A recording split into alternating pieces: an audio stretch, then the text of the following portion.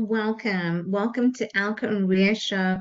Thank you for always tuning in and being here with us because 80% is showing up. And this show is about bridging the gap between a real estate and mindset. So together, today, Ria, she's going to be taking over the conversation. But before she does, I want to say good morning and welcome to each and every one of you. And my name is Alka. My name is Ria. And welcome to our show. Today is a continuation from the book of 𝗦𝗵𝗲 Kiyosaki, Increase Our Financial IQ. And today we'll be discussing intrinsic value. So if you have a business or if you're planning to start a business, you need to know these four characteristics of the intrinsic value of a business. So last week, the other show we had, I talked about niche. So the four characteristics of having a business with an intrinsic value are niche, leverage, expandability, and predictability. Now, today I will be discussing on leverage. But before I discuss leverage, I want to just go over briefly the niche. And we're going to follow it up with the next characteristic of leverage. So a niche, again, means there is minimal competition in your business. It's professionally and personally satisfying. It's high profit potential. It solves a practical need in your community, and there's a strong market demand. Now, niche means the business has a core competence. So core competence means it's defining capability or advantage that distinguish an enterprise from its competitors. It is a defined level of competence in a particular job or academic program. So something that will make money in good times and bad times. Coca-Cola fits this requirement. People will always drink sugar water regardless if the plain water is better for us. A big advantage that Coca-Cola has is trademarks. Now, trademarks is protected by law. We may recall financial intelligence number 2 is all about protection. So when we have a business, we've got to protect our business. So again, the 5 financial intelligence is we have to make more money. We've got to learn how to protect our money. We've got to learn how to budget our money. 4th, we've got to leverage our money. 5, we need to improve our financial information. And by listening to 𝗥𝗵𝗲's show, this is improving our financial information. In this case, Warren Buffett likes this product, Coca-Cola, because it is a product that is legally protected. It is legally protected brand. Now, and it is not just a commodity. It is a well-recognized brand. It is protected and it is defended from pirates. Therefore, it increases the intrinsic value of Coca-Cola. When you have a well-recognized brand, it is protected and defended by pirates. So again, intrinsic value of a company. So Rich Dad Poor Dad and is another brand that is trademarked. It is protected by law in every country they do business in. So being a brand, so if you are a business, think of branding your business. Think big, even if you are starting small. Because to retroactively spend, to retroactively do, number 1, you can spend money, but that's a wasted money on whatever you spend. But you cannot recoup that time. So when we are starting small, we've got to change our mindset. We've got to think big, like Rich Dad, like Coca-Cola. So we've got to have our own brand.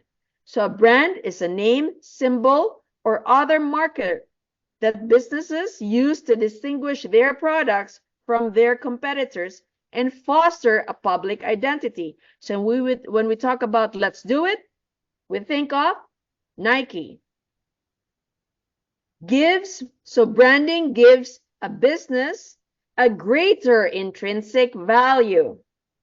So intrinsic value is the price a rational investor is willing to pay for an investment, given its level of risk. Many authors write, such as I write a book, Apartment Prescription, and many authors write books but fail. They fail to build a brand. So when I wrote the book, right, I didn't write it according to my name. I wrote it according to what I do. And I wrote it because Apartment Prescription. Why? Because I love apartments. Prescription, because I'm a physician. So when you start your business, think of something that's related to your everyday work, to what you're solving the problem of your community.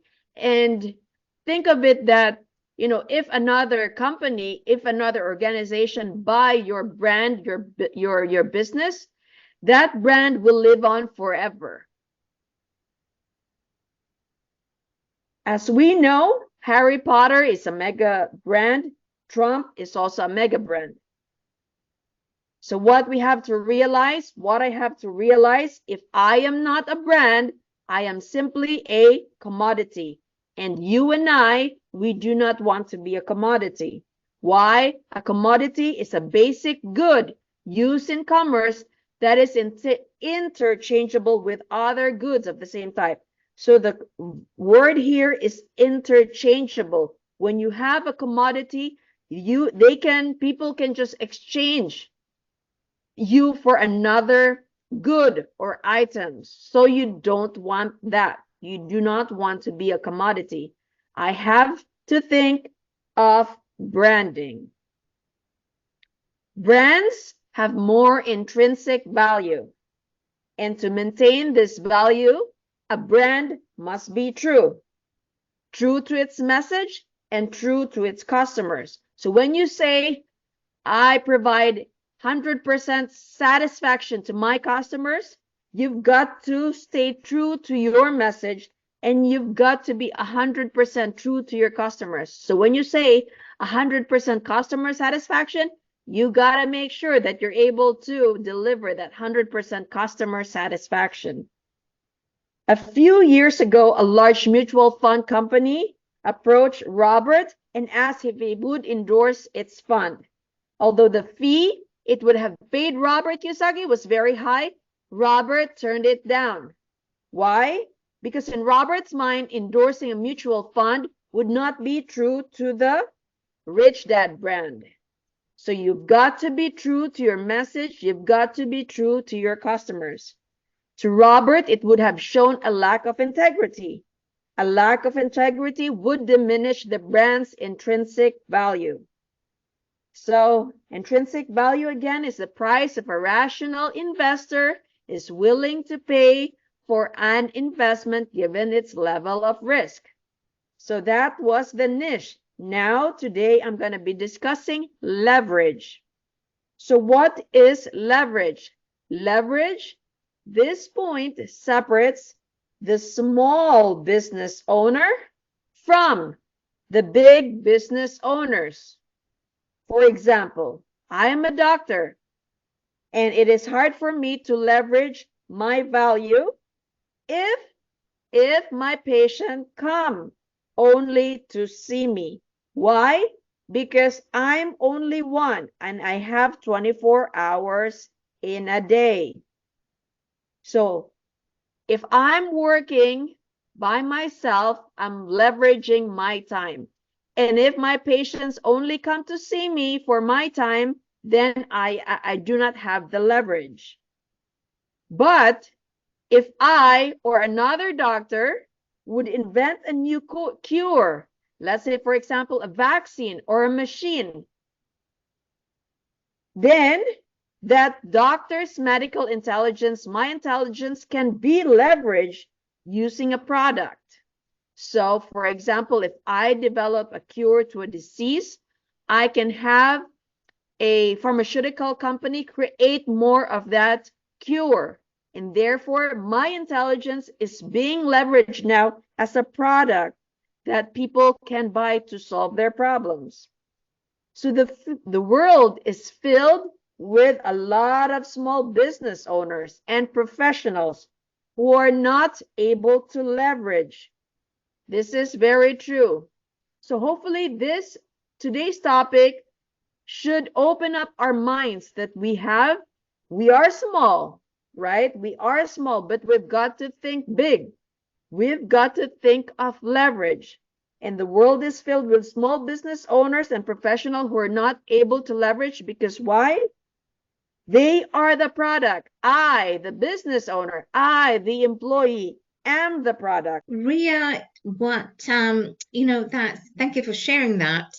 It also comes down to, when you're talking about distribution, it also comes down to, it can be expensive because a lot of people, yes, they have CDs, if they were singers, they release a CD.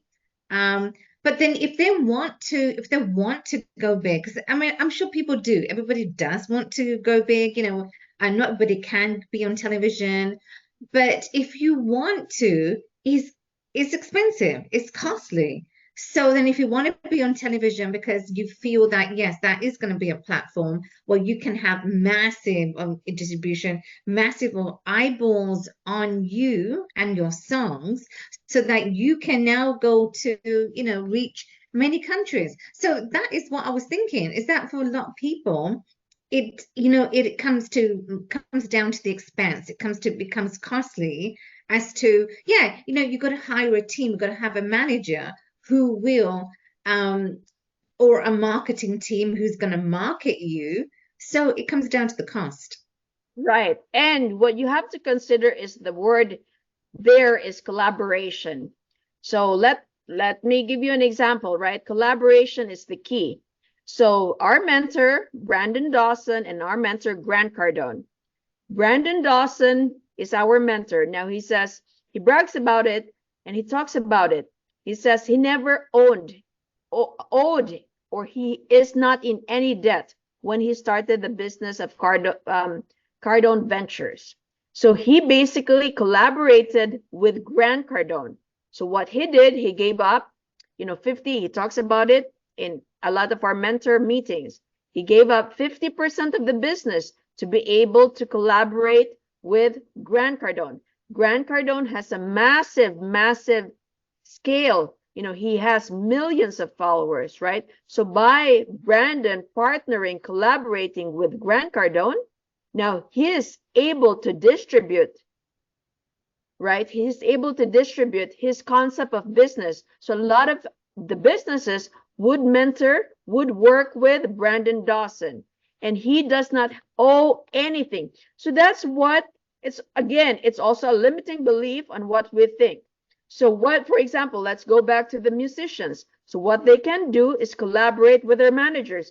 They may give up 50% of the sale, but if that manager is able to distribute them nationwide or globally, right? Yeah, make more money. If you make, $1,000 because you're doing it by yourself, but compare it to $1 million, right? Millions of dollars. If you're able to collaborate with the right manager, would you be willing to give up to be able to collaborate with the manager who can distribute your product? I would, because definitely, one is better than 1,000.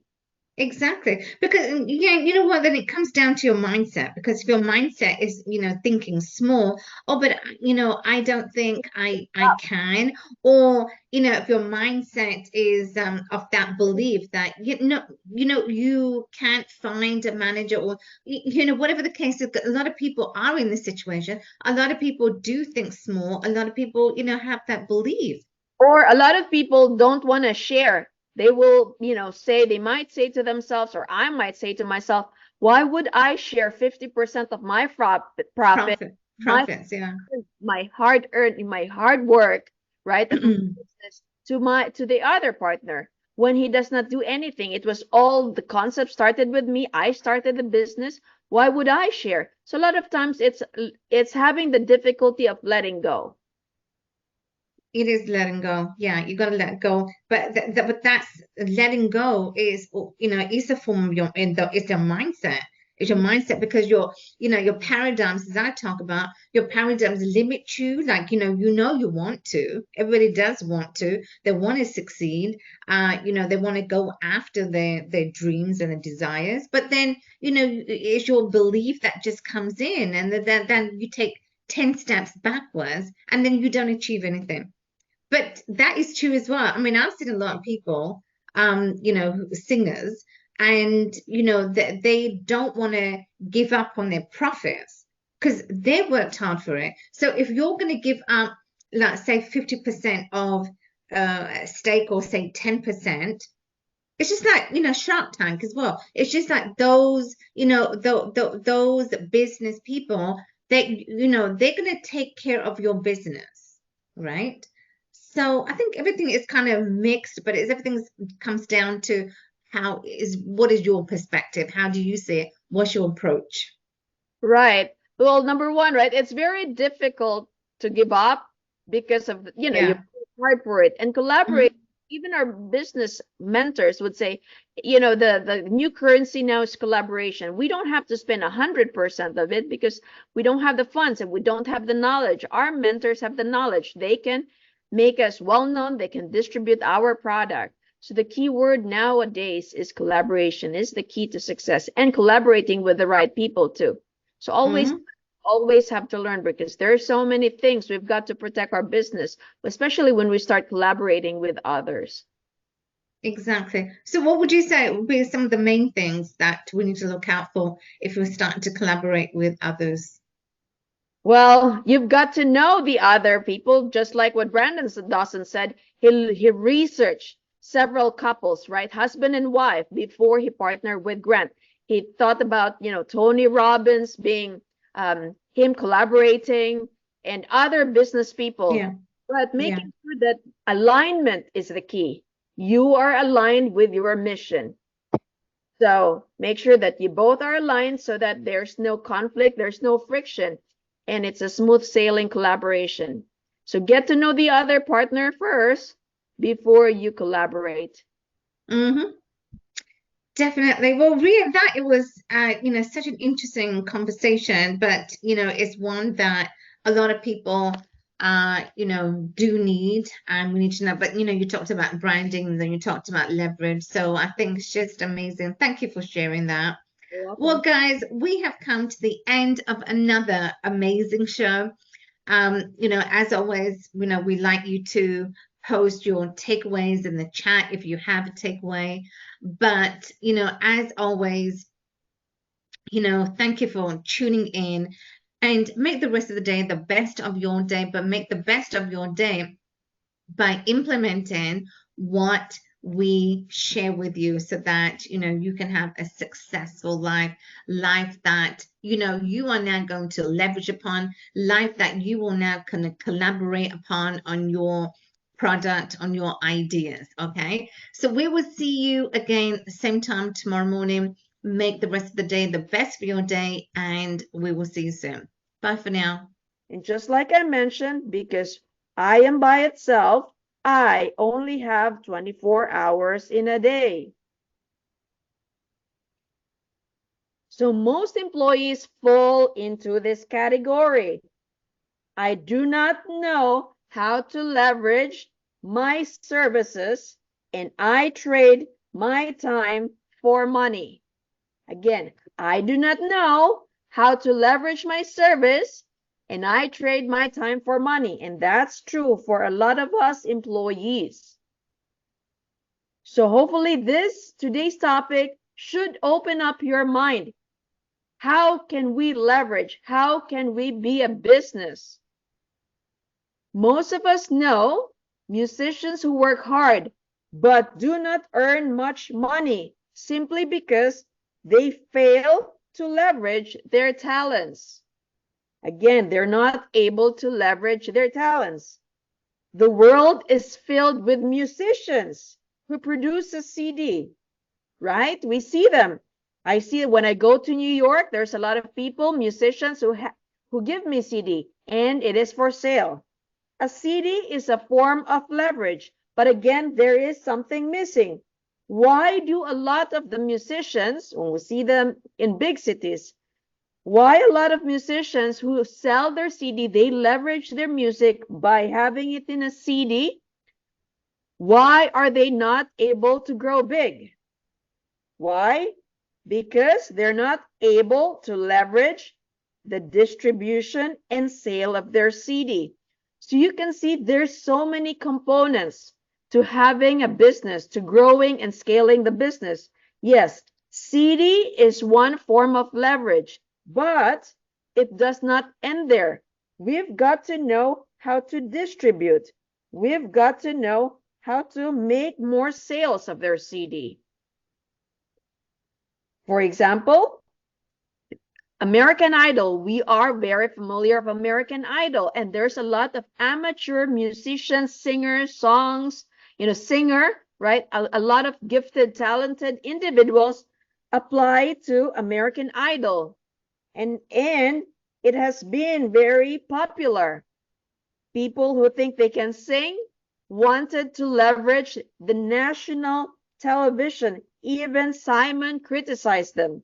So by being in American Idol, you're just by yourself, you're one singer, but now your distribution, right? Your distribution is magnified because why? You're now on national TV.